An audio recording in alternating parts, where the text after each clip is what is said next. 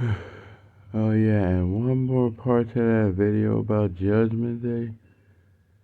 When Jesus and Lucifer are battling for your spiritual eternity, they're gonna take you through different periods of time and show you what you did and ask you how you feel about it.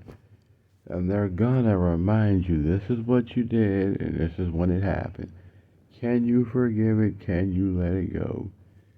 Lucifer's gonna point it out to you, say, yes, that was you. You knew what you did. You're a liar. You're a fornicator. You're an adulterer. You're wrong. You knew better. You should go to hell. You're wrong. Admit it. You're wrong. And just so you know, that's where you get crooked lawyers and judges and attorneys and cops and other stuff. People who carry his spirit. Where you get the righteous judges, attorneys, lawyers, court judges, all that kind of stuff. That's the Father's people trying to save your ass. And then Lucifer will raise the dead and use that as an accusation, like, oh, such and such, come to the witness stand and testify against him. Remember when he or she or they did this, that, or the other? Remember when they said this, that, or the other? Remember how their words or deeds harmed you some way, somehow? Yeah, I remember that. I remember all that. And Jesus, are you willing to forgive it? That person can either honestly say yes or no. Honestly. And Lucifer's like, are you sure you want to forgive it? Because you don't seem like you're over it. Are you sure you want to forgive it? That person either says yes or no. And then they keep just taking you through time and showing you what you did, and it's up to you to fix it in the vision and make it right. But Lucifer, he's going to always find a reason that you're wrong, no matter who you are or what you did. Jesus is going to find every way to say that you're right and you didn't know better. And the Father will make the final decision about everything. And just so people know, so it's understood, duality means dual, between your good self and your bad self, between light and dark, evil and good, the devil and Jesus. That's all that means, a duality or dual between light and dark. That's all that is. But yeah, I just thought I would mention that and bring it up. Because that's something people need to understand, is that Judgment Day is not a joke, especially if you're a teacher.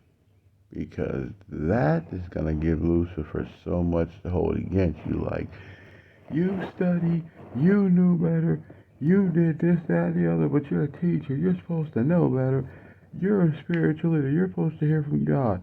You're supposed to hear from Jesus. But you did all this evil. You did all this wrong.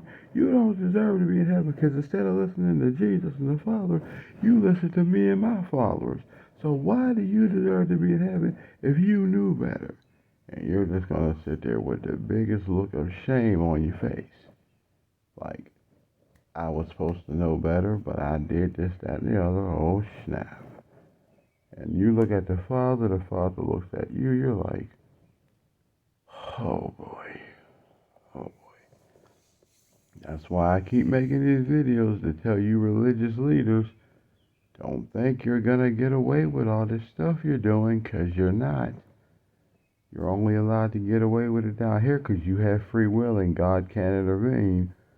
But once you go to Judgment Day, your free will is gone and you can be judged and everything can be held against you then. So, if I was you, all the stuff you did, you better make it right, because once you leave this form, free will is not in your play no more. It's gone. All that you did after you leave this body can be held against you. Everything. That's why Lucifer lures you into temptation, to hold it against you. Even though you didn't even know you were wrong, he's going to always make a reason for why you did. Jesus is trying to find one little good thing you did and use it for your good. That's why I am making these videos, to let you know what's really going on. You're being tempted to do wrong so it can be held against you. That's why you have the little whispers in your ear to tell you to do it. They can't force you, and he knows that, so he can use that against you. So you can't say, "Oh, Lucifer, you made me do it. Oh, Lucifer, you made me." No, I didn't. You had the free will choice to do it or not. You chose to do it. I can tempt you. I can try you. I can whisper in your ear. I can give you the reasons why. It's up to you to do it or walk away. I can't force you. I can only tempt you. That's it. I can't do nothing else. It's up to you to do it. So, yeah. He's luring you into a trap or a snare. The reason it's called a snare is because it's supposed to stick you in that moment so you can't leave it. So when you get judged, you see yourself being tempted to do wrong.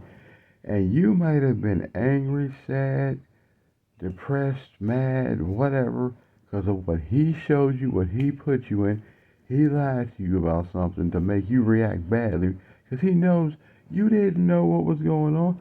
You can't see everything. You can't see past your human form, so you don't know. But he's going to try to say you knew, but you didn't. You're going off of a momentary emotion based off of a lie he told you. And he's going to make you react badly so he can hold it against you. Whether it's on earth in guilt or regret or sorrow, pain and agony, or on Judgment Day in the same fashion. I'm just saying. And the Father tries to tell you it's okay, just make peace, let it go, find peace with it, make it right. Even if you never want to be around that situation, or see that person again, or deal with them, just try to forgive them in your heart the best you can, try to let it go, and make peace with it.